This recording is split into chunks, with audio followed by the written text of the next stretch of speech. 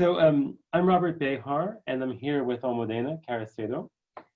We're filmmakers of the silence of others, and we are just thrilled to introduce a screening today of the film Our Time Machine. And hopefully you all have watched the film via the link, and we're going to have a wonderful discussion today. And this is the kind of film that really shows where documentary can go and what documentary can be.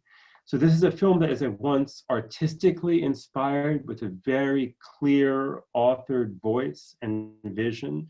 It's also a film that probes issues by just taking us deep into the characters' lives and just letting us live along with them. This is the kind of filmmaking that we love because this process can't be rushed. This is really, handmade, carefully thought, just beautiful filmmaking. So we're thrilled to be here. And right. So unfortunately, I was going to say exactly what Robert said, because we work together, we think alike. But one thing I wanted to add is also thank you, Leo and Yang, for making this beautiful film. I think we need more films like this in the world. I'm also a DP, and besides being a director, and as you know, in documentary, we do a little bit of everything. But I was actually fascinated by the photography. And sometimes I would even stop it just to look at the painting. It was like a painting, right? And I think it's one of those examples where the photography is an integral part of the story that you want to tell. The colors, the interplay of light and shade, it is just so absolutely exquisite, and so delicate that it is part of what makes this film also elevate and just to go deeper and to become a very poetic reflection on these issues of aging and the relationship with our parents and our own reality of where of how short life is, and also something very beautiful. I think you mentioned, right, this idea of creating.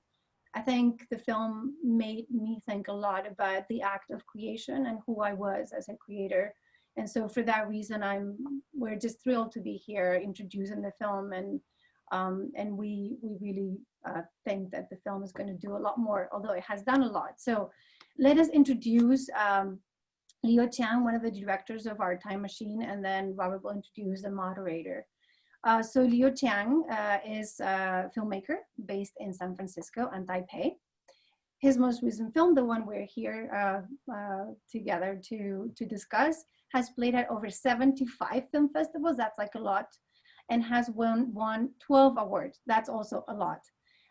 It's right now nominated for the prestigious Gotham Awards. He directed 2 episodes of the landmark 5-part PBS series in the US, Asian Americans, which is also nominated for an IDEA Award this year. Sorry, Leo, you can't take all the awards, although we would be happy if you do. So his previous film include the Emmy Award nominated Village Called Versailles, and he is also a Sundance Time Warner Fellow, like me, by the way, a Rockwood Just Films Fellow, a co-chair of New Day Films, and he's the co-founder of ADOC, and documentary branch member of the Academy, like we are. And so it's my pleasure to introduce the amazing Laura Nix, who is going to be moderating and leading the discussion with Leo today.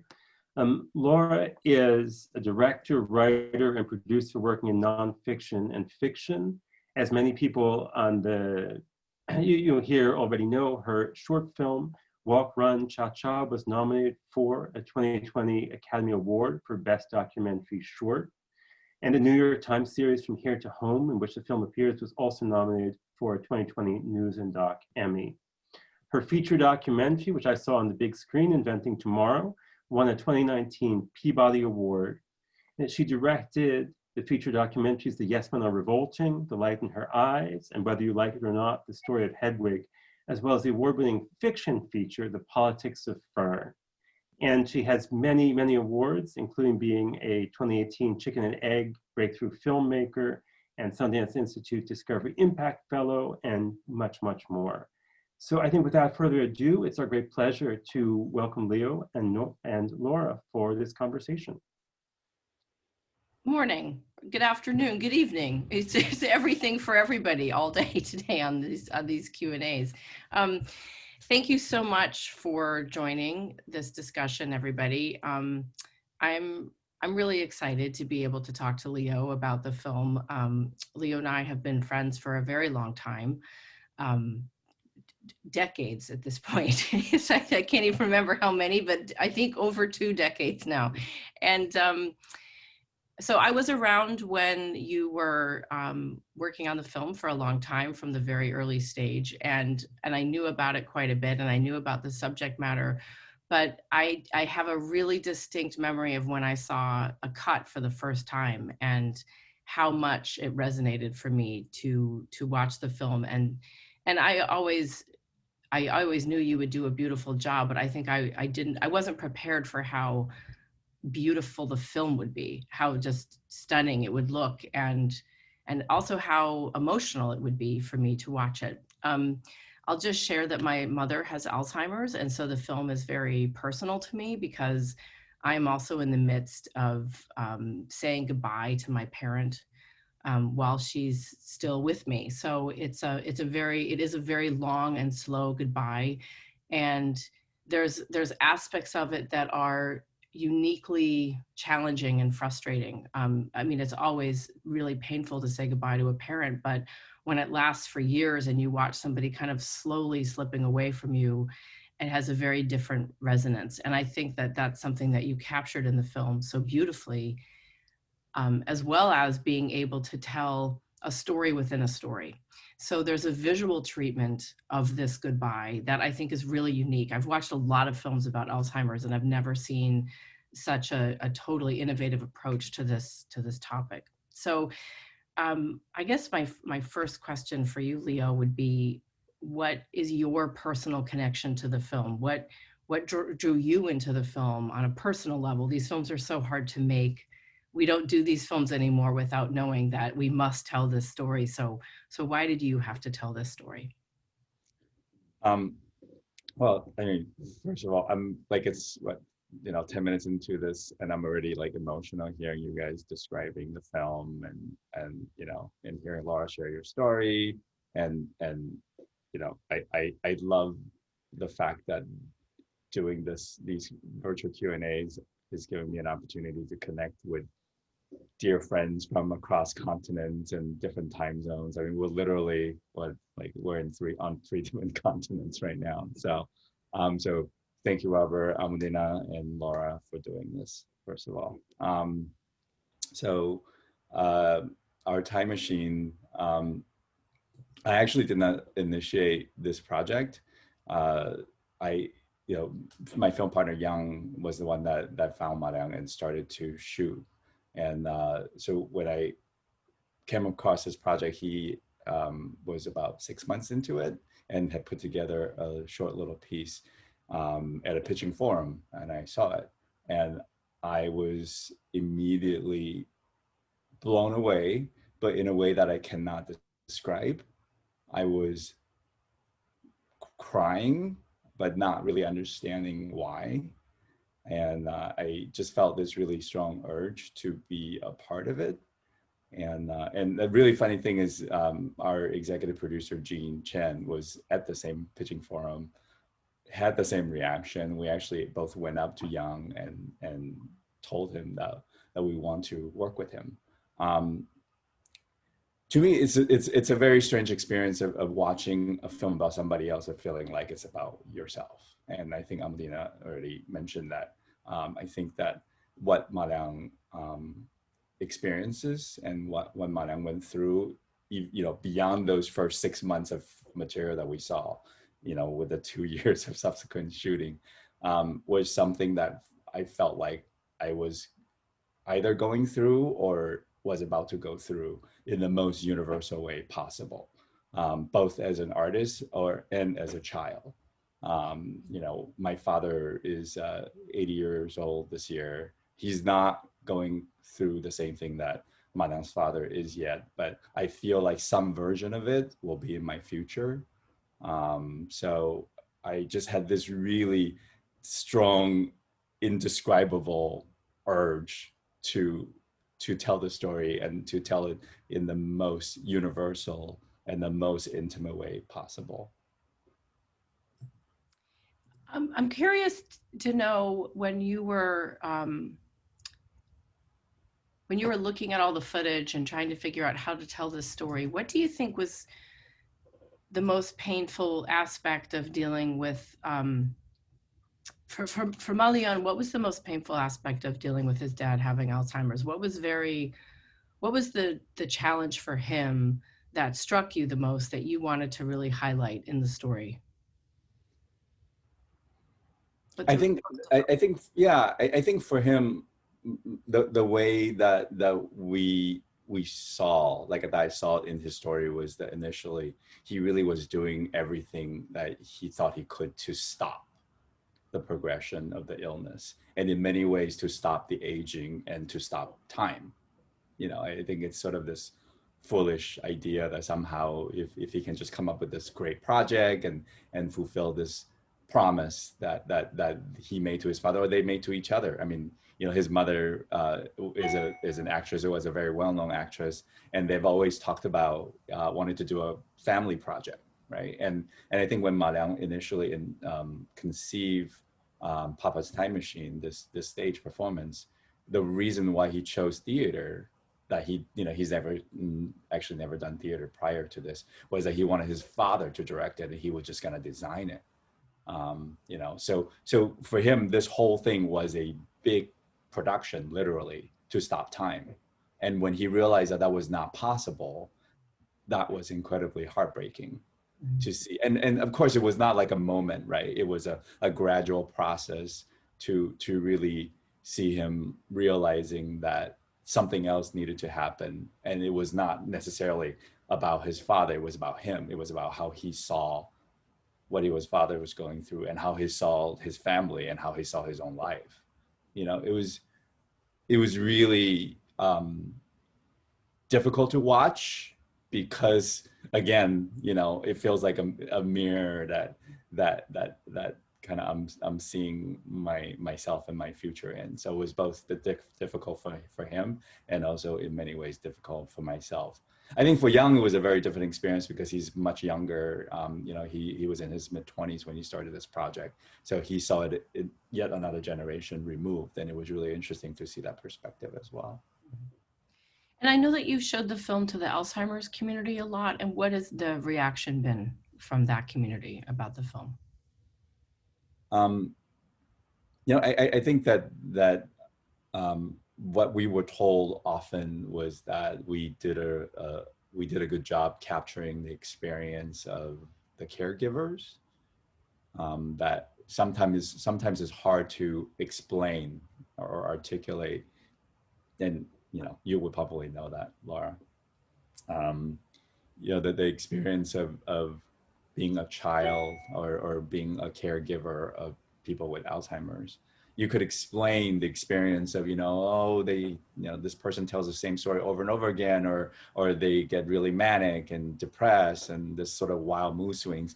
And the listeners can sort of understand it intellectually, but experientially, I think would be difficult for folks to get that.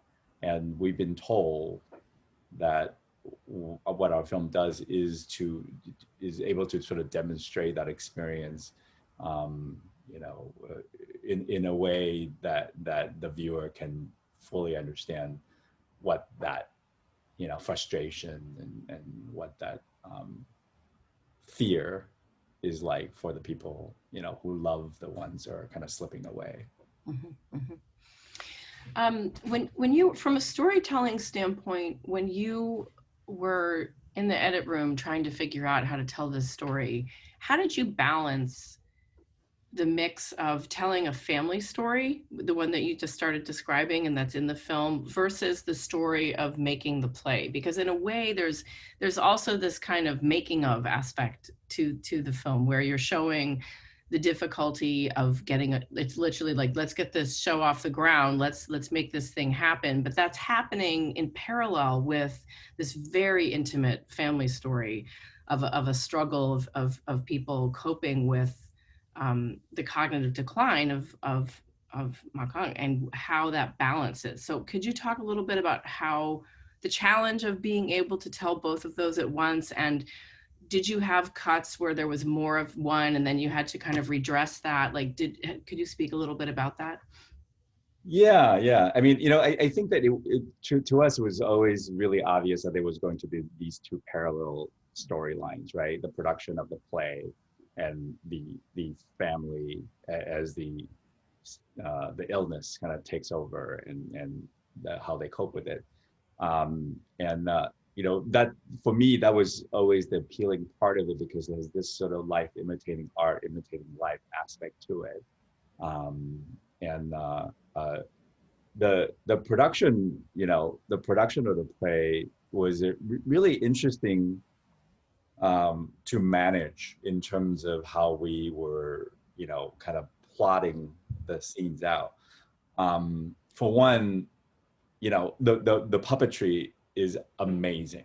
Like, it's just, when I watch it, I still sort of gets blown away. But like anything, you cannot really show more than 10 minutes of the puppet before people are saying, well, so what else is there? So we really had to be really disciplined in terms of what we show and when we show and how much we show it. And that was really a lot of struggle to kind of figure out the right way to pace that out. At the same time, the personal side, actually, at one point, we weren't totally sure that we would even have enough material, because we didn't know what was going to happen. We didn't know that there was going to be this surprise sort of third generation, the falling in love and having a child story. Was a total surprise to us. I mean, it was something that I think all of us as documentarians probably joke about and wish for. It's like, oh, only if our subject can get married and have a kid, and it'll be like a perfect, circle of life story. And then it actually happened. But before it did, it was a lot of like, pulling hair and try to figure out how to portray this really, delicate relationship. And a lot of the journey was very internal, try to figure out like, okay, so when do we reveal that shift, that Ma Liang's sort of Sisyphean, is that the right word? Sisyphean effort of trying to try to stop time, and how do we shift from that to this process of perhaps trying to figure out from this sort of hope to desperation, and from desperation to resignation, but in the most beautiful, most life affirming, and most sort of living in the present way that he does eventually get in his arc. So these two things that was the constant struggle to go back and forth. There were certain scenes that just gets bounced around all the time. We had no idea where they're supposed to be. There were cuts where we couldn't quite land at the right moment before we go into the performance. That was always a really, really, really tricky emotional spot for us. Like, where should Ma Liang be? Where should the family be right before the play premieres? So yeah, I mean, there's, I could kind of talk about all these moments endlessly. So I always find that there's usually a scene in the film that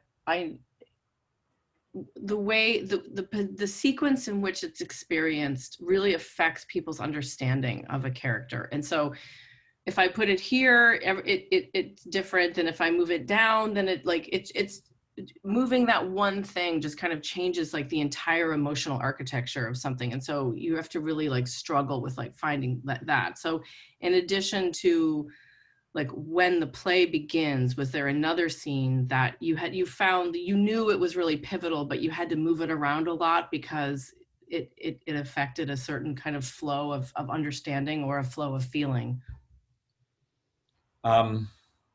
It's funny so they were two scenes. I guess one of them couldn't really go very far, but it wasn't necessarily where it was. It was actually kind of where it was. It was really sort of try to find what should be around it. The two scenes are that heartbreaking shot, really. I mean, it wasn't even a scene. We didn't cut it very much, of the father Ma Liang's father telling the camera that he's forgotten that he's seen the play. We really struggle with that scene throughout. Not the least of which was that the first time we saw it, all of us felt like we did something wrong, that we had exploited this man, that we had captured something that we shouldn't have. You know, but at the same time, I think we were smart enough to then really kind of realize that that reaction is actually something that's valuable, and what we needed was to find the right context so that this scene does not feel exploitative, because it's absolutely pivotal and it demonstrates, you know, the devastation that something like this brings, not just to the individual but to everybody around, you know, him. So so that scene got bounced around a lot. We really kind of tried to figure out how to set it up. Funny enough, the scene right next to it, which is the proposal scene where Ma Liang proposed to Tianyi, his fiance, was also a scene that actually did wildly get moved around throughout. You know, we didn't know if it should come earlier, right, before the I guess in some ways we're kind of revealing some of the manipulation that we as filmmakers do. But you know, it's a moment of levity, and it's something that if we put it in the right place, it really could really demonstrate that this is not, you know, for somebody who's going through this journey, it's not all doom and gloom. There's life goes on, and there's joyful surprises that happens, and that was a meaningful statement that we wanted to make carefully, you know. Eventually the two scenes wanted to be together. And I think for us, like, my favorite part of the film is always the last 20 minutes. And I think that those two scenes being together and for us to really kind of swing the audience's emotion wildly from one end of the spectrum to another, ended up to be the right thing to do. And it really kind of sets up to eventually to how we finish up the film. And at what point did you decide to introduce letters to the child in as part of the structure of the storytelling? And I just was wondering if you could speak a little bit about working with your editor, Bob Lee, and how the three of you worked together, and how Letters of the Child came about. Bob is amazing. Like, Bob, you know, it's just funny that this Chinese guy, you know, quirky, dear to my heart, you know, his name is Bob. His name is not Bob, but that he wants to be called Bob, so his name is Bob. Bob is an incredible collaborator. Bob has an incredible sense of story, and he also knows how to build a moment. There were things that came out of his, you know, edit station that I did not even know existed. So the way that we went about it, so basically the way Young and I ended up splitting up our work is that Young, you know, since he was in Shanghai, and he did a fantastic job building this really beautiful relationship with both Ma Liang and also Ma Liang's parents. Ma Liang's parents love Young. They think that this is like the grandson that they hadn't yet have, who comes and, you know, like, wanted to eat their food and ask them about their work and their life and sleep on their couch, you know, so they love him to pieces. So he sort of captured those intimate moments because he has this amazing relationship with the family. But him being an experienced younger filmmaker, I actually did most of the directing for post-production. So Bob and I worked really closely together. At first, I really do believe in sort of handing over the footage to an editor that you trust, who does not think like you 100%, and have them just go to it, you know, with some kind of a rough guidance, right? And then see how far that process takes. And for us, it actually went pretty far. And then we edited with a big break in the middle because we were waiting for the baby to be born. Then when we kind of got to a rough cut, we realized that, you know, this remote work, because I was in San Francisco and Yang was in Shanghai and Bob was in Beijing, and Jean, who actually was kind of involved in editing consulting as well is in New York. So I felt like we kind of maxed out this remote collaboration, and then I decided that we needed to start to have some edit boot camps, you know. So for about 6 months period, I booked these Airbnbs all over China, and then me and Bob and Yang will go and like all sleep in the same apartment and then order in everything and edit and then COVID sleep. style. Huh? COVID style. Well, this was way pre-COVID. Yeah. I know. We quarantined yourself basically. We did. Although we did lockdown. end up going out. You know, we ended up going out drinking quite a bit. So Okay. That's a big difference. That was bad. So yeah, we did that. We did that in Shanghai. We did that in Xiamen, which is this beach town southeast of China, and then we did that here in Taipei. And then at the very end, Bob actually went to New York with me and Jean, and we actually did a few weeks of it there as well. So I know we're supposed to talk about the letters. Yeah, what about the letters? The letters came actually quite late. I think that we got the idea for the letters came up because we were starting to get feedback for some of the rough sequences that people had a hard time, ironically, relating to Ma Liang, that they felt like sometimes he felt a little bit, impenetrable. And I can see why, because his instinct is to act strong and try to, sort of see the upside of things. And I think as a character, that could be a little bit tricky. That, people would feel like, oh yeah, but what does he really think, right? So Ma Liang is also a writer. He's actually published several books of essays. And as a true artist who are obsessive compulsive about certain themes in his life, so all of his work is about time and, childhood and, father-son relationship. So he wrote actually these moments and memories and whatnot. And we felt like if we can just get inside his head, we actually, at first we tried using interviews and it just didn't feel right. First of all, like stylistically it was all wrong. We were, yes, there are interviews in the film, but really the film feels like an observational film. And having these sections of him just talking to the camera felt inauthentic, felt like there was an actual wall that needed to go away.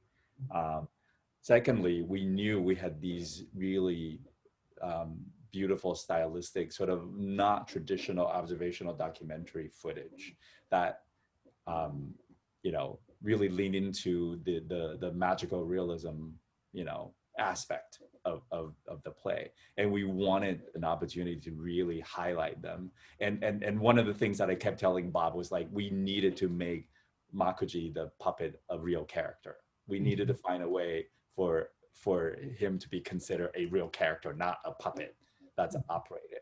And in order for that to be achieved, we needed these more surreal, magical sequences to introduce this other world. So all those elements kind of came together, and we decided to, basically we took a bunch of Ma Liang's writing and turned them into letters. I think out of the 4 letters, 3 of them were,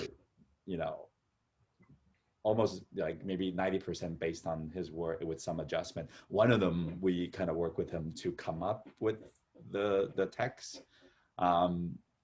Credit to him, we were asking him to read all these random stuff, and he never once asked us like, what were you guys doing with this? And can I see something? Nothing, he would just kind of let us did what we needed to do. And he watched the film at our world premiere in New York with Tianyi, with his wife, and it was quite an emotional experience. It was actually, yeah, you were there. I was there for that, and it was there was such a great moment right before where they walked the puppet across the street in New York, and so the puppet was in.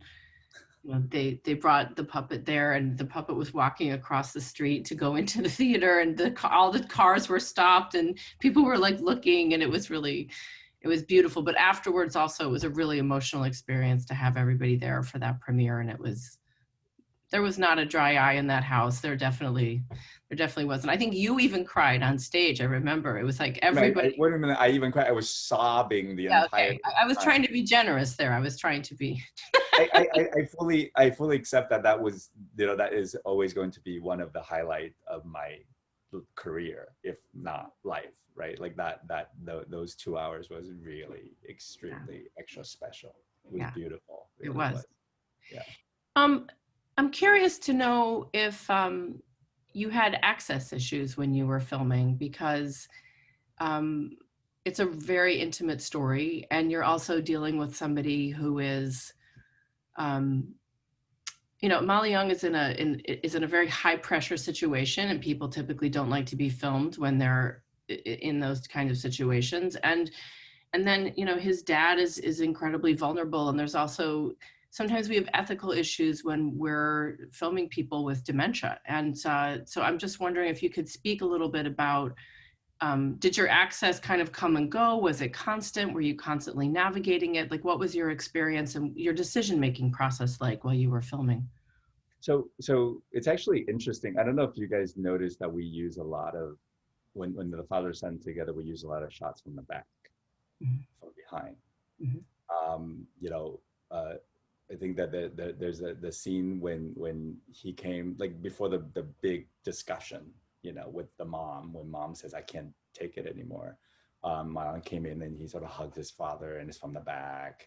You know, Ma Liang actually, I don't know, he told the story of sort of, you know, when he was a child, always seeing his father from the back. So basically, a lot of that was because Yang felt uncomfortable going around the front to shoot in those really private moments. And I've had, I would call him and yell at him and be like, you gotta get to the front, you gotta get but at the same time, clearly, you know, as a human being, he sensed that he shouldn't intrude.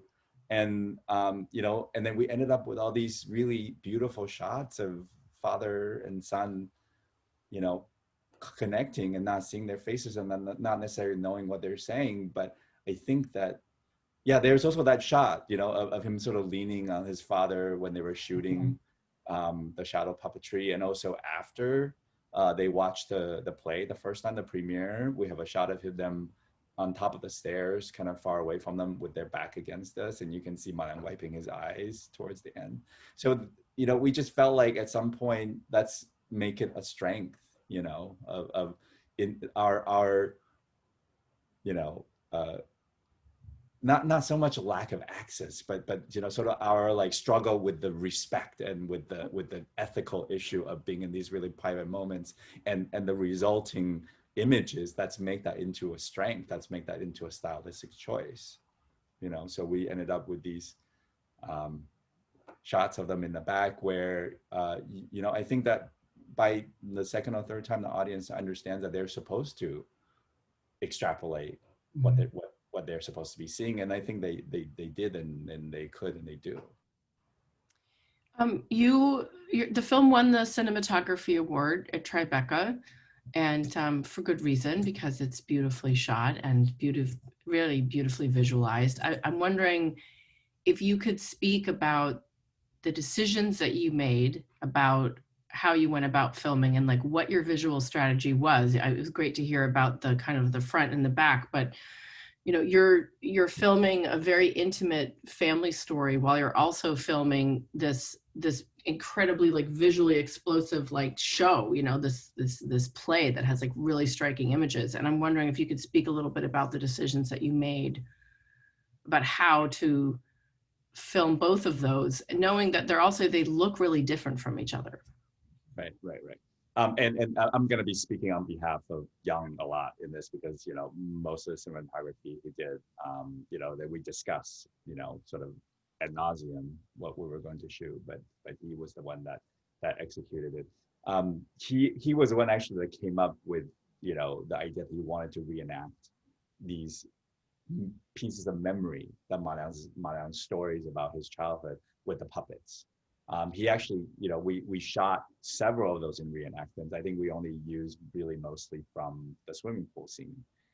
He's actually also shot a scene of Ma Liang's the father puppet and the middle-aged, Makuji puppet, uh, uh, kind of when the father was ill and then sort of lying in his sick bed and all of that. So we had this idea of doing those kinds of really stylized shots.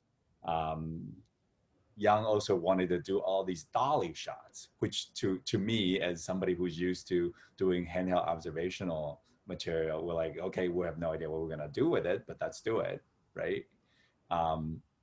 And then we knew that we had these really beautiful elements of the shallow puppetry, that an animation that Madame did himself, that his studio did. So we had all these different style, these different pieces of material. And yeah, we just, I think we just decided that that these disparate style or these contrasting styles actually, again, to the advantage of the storytelling that we were doing, with the very realistic world that the illness is taking over, and this surreal world where fantasy and memory and time can be stopped and memory can be recreated. And I think that the cinematography, sort of the more designed and sort of stabilized images kind of work in that fantasy world well, and the more day-to-day observational material, which very much we were very diligent in terms of like keeping the intimacy by not bringing extra people into that space, while when we shoot these rehearsals and the performances, we had like 4 or 5 cameras, right? So it's just like really wacky things of like having Young by himself with his Panasonic GH5, with at my aunt's parents' house, and then we had these jib arms and cranes, at the rehearsal. That's why we were able to get those swooping shots, because they were rehearsals and there was no audience to get in the way of. So, yeah, I feel like I learned a lot, about cinematography. I also shoot, like that's kind of one of the things that, that we work so much together. Yes, we have. And I felt like I learned a lot about documentary cinematography on this project. I really think it expanded my latitude of it expanded the palette. I think that's possible, and that should be, explored and exploited. Great. I was also wondering if you wanted to just talk a little bit about in the edit room, I know for everyone's a little bit different about this, and I'm always curious to know when you bring music in, when you're cutting, how often you bring it in, who you worked with as your composer, what role does music play in the film? What role did you want music to play in the film? Did you use temp? Did you always use music from the composer to start cutting with? Like, what's your process working with music when you're figuring out how to tell your story? I always use temp music, and I actually try to secure a composer really, as early as possible. But for whatever reason, I was having a serious, mental block. Like we were really struggling. Like I kept talking to folks and they never felt right. And I listened to stuff and I tried to temp in, some of the music from the composers that we were considering. And just like, I mean, we were almost picture locked and just no composer, just couldn't make it work. Then, as I was kind of going down the list of folks, I remember that we had reached out to this composer who's based in New York, who's, amazingly accomplished, Paul Burrell, for my last film, for Outrun, that he couldn't do it because he had other commitment. So out of the blue, I just, I had listened to some of his other stuff, and I reached out to him and said, hey, is this something you'd be interested in? And I sent him a cut, and just his reaction, he wrote me this email, and the way he responded to it, and then we got on the phone, we talked about it. it was one of those things that like right away I knew he was the right person. What did he say? The way he talked about the story, the way he talked about, especially his connection to the experience, sort of this whole strand in there about the life of an artist, right? The illogical nature of art making, the way that we're compelled to do it, even though it's illogical and we can't help ourselves. He got all of that. He just really understood. And I could tell that he was genuinely moved in the most deepest way by the story. And I just trusted that instinct, and we decided to go forward on the spot, And I think for me, this music for this film was always really tricky, because if we weren't careful, like we had folks who gave us temp music that sounded like a Disney soundtrack, right? Because everybody think, oh, this reminds me of Hugo, the Scorsese film, which is beautiful, but it's a big fiction production, that takes place in whatever 19th century France, right? Not this, right? But it does have those elements. So somebody needed to come in and be able to capture both the gritty realism of this illness, but at the same time the fantasy world.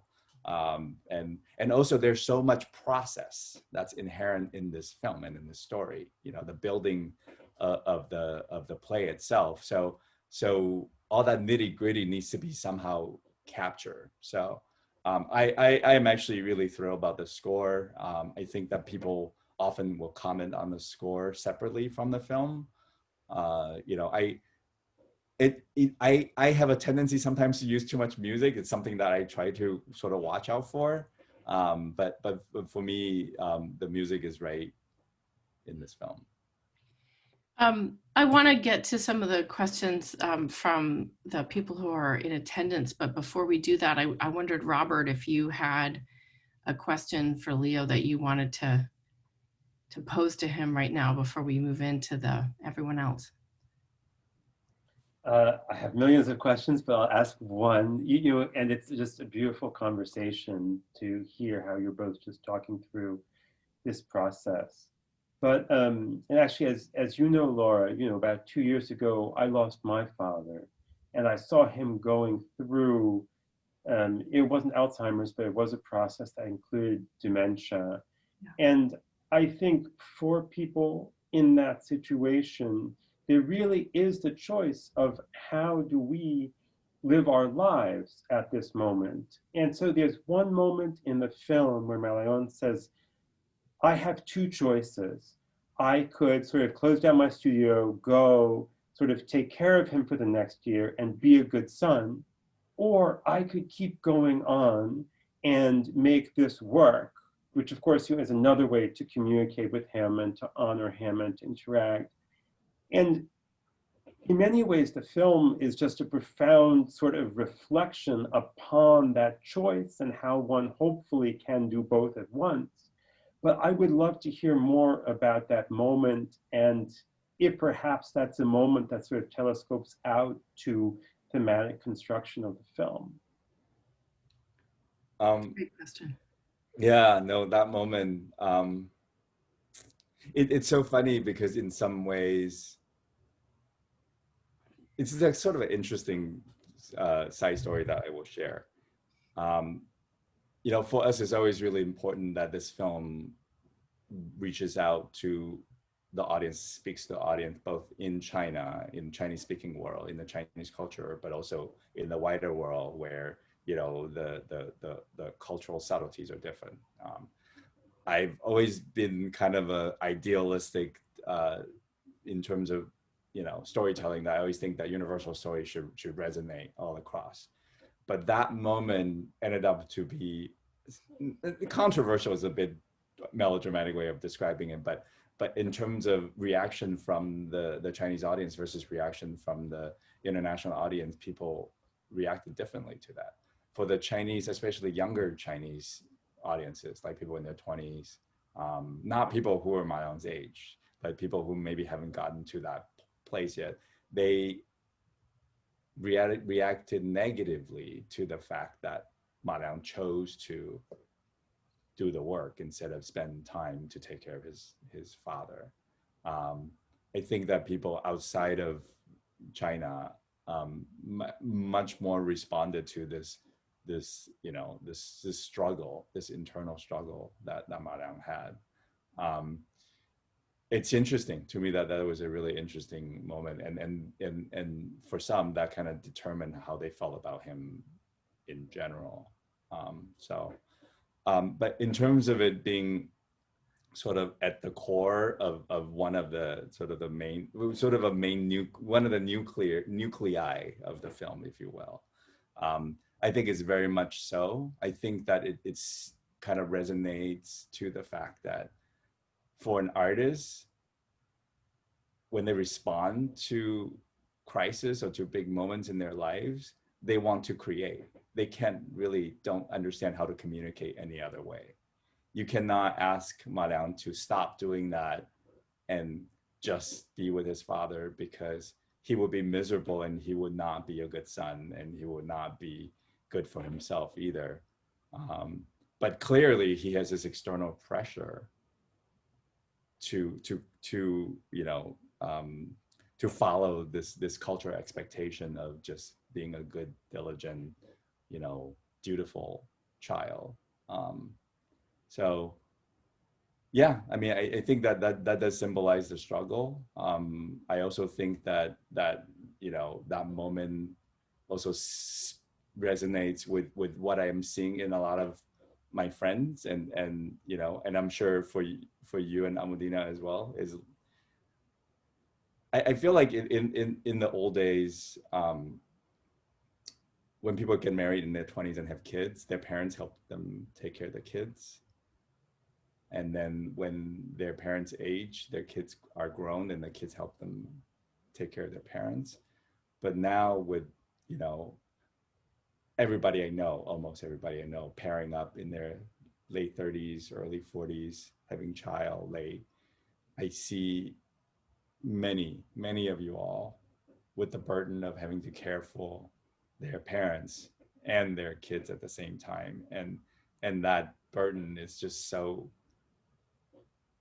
incredibly daunting to me, not having kids myself. So I think to me that moment was just an expression of frustration, for him and also for so many people that I know.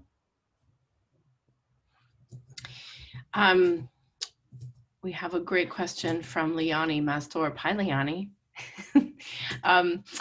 I'm just going to read it. A compliment and a question. I really enjoyed the foreshadowing in the film when the protagonist says at his birthday party that his wish is to find a wife, and then the introduction of the co-director and the payoff when we first see them holding hands. It's so satisfying for the audience.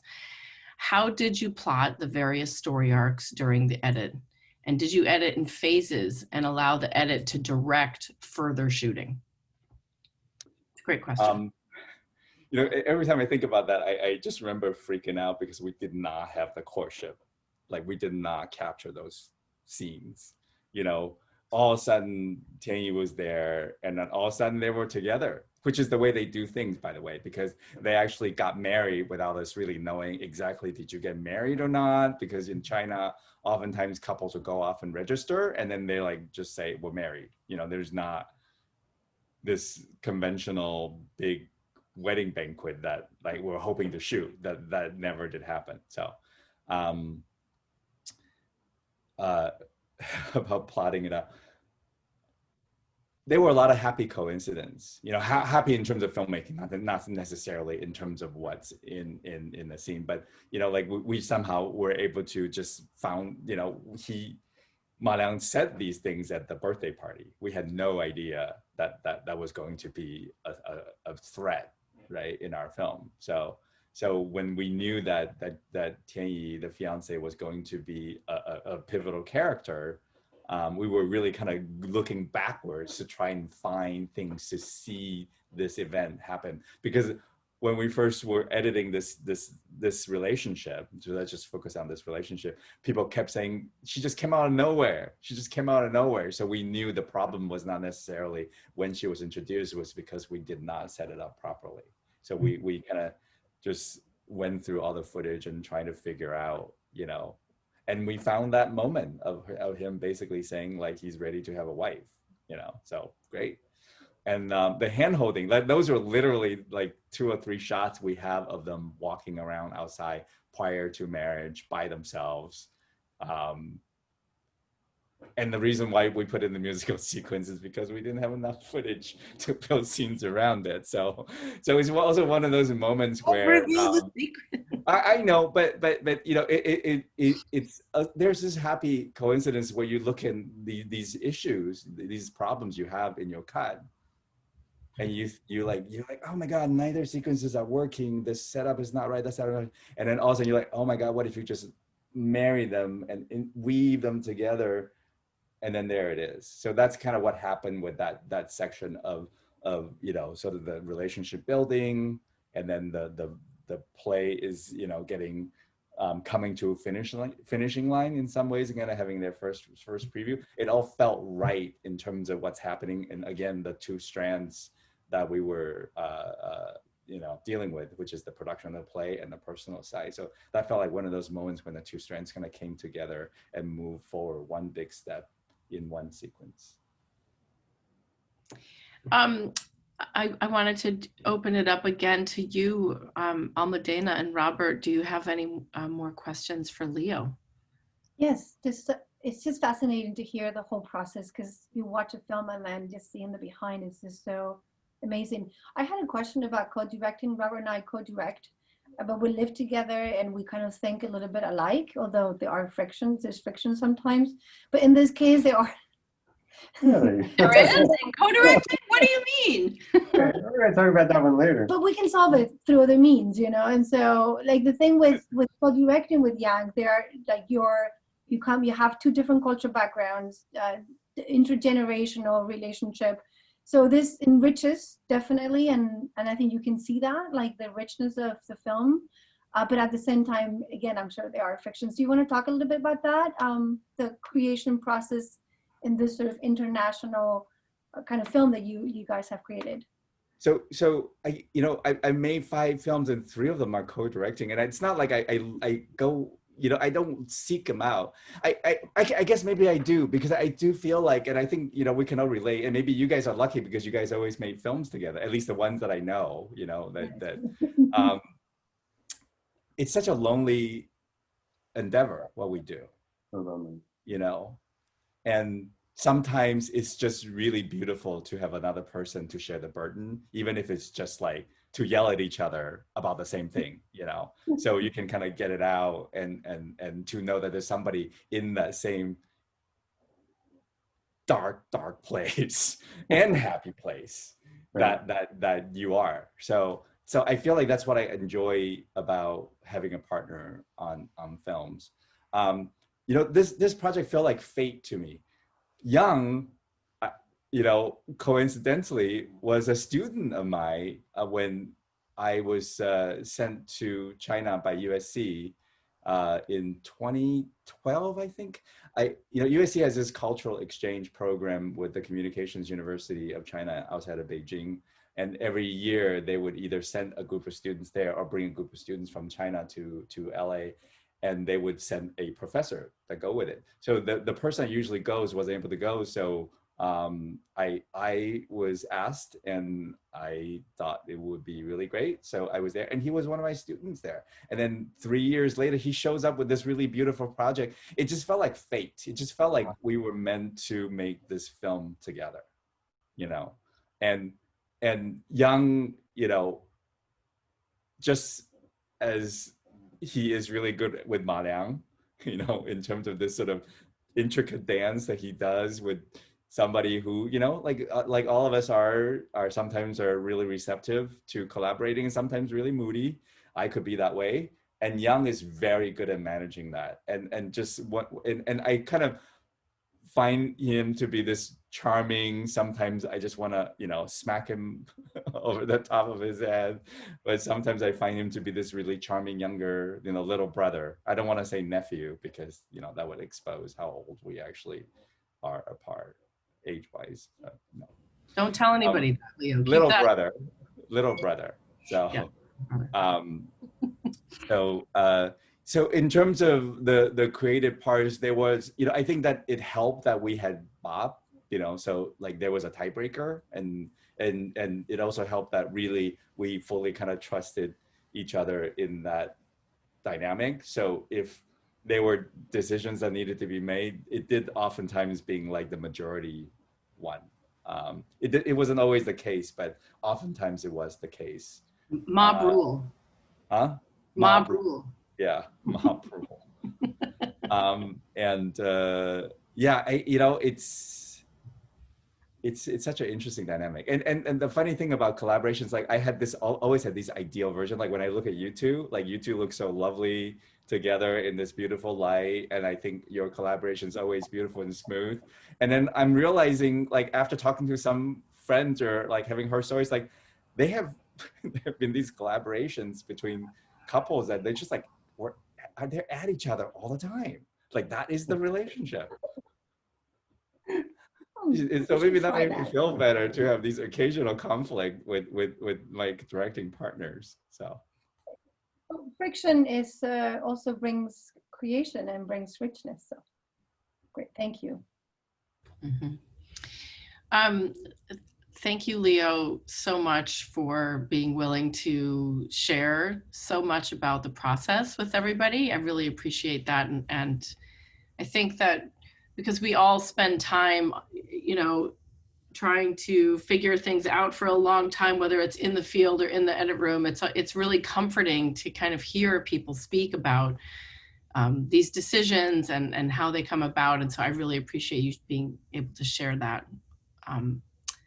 Share insight into your process today. I'll let Robert and Almudena take it from here.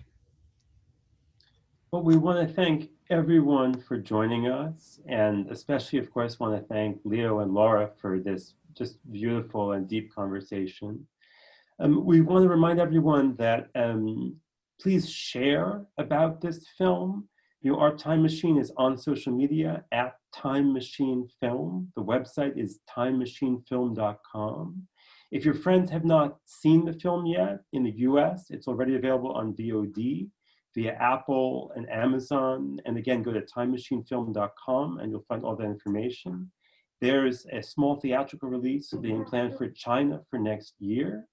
And for AMPAS members, the film is available now also in the Academy screening room. So please check it out and spread the word. Very important. We're small, but together we are big. So we always closed our Q&As asking everyone to become a multiplier and to become a supporter and to become the voice of the film. So please share.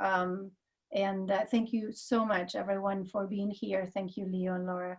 And we look forward to seeing the beautiful continuation of the life of the film. Thank you. Thank you. Thank you guys so much.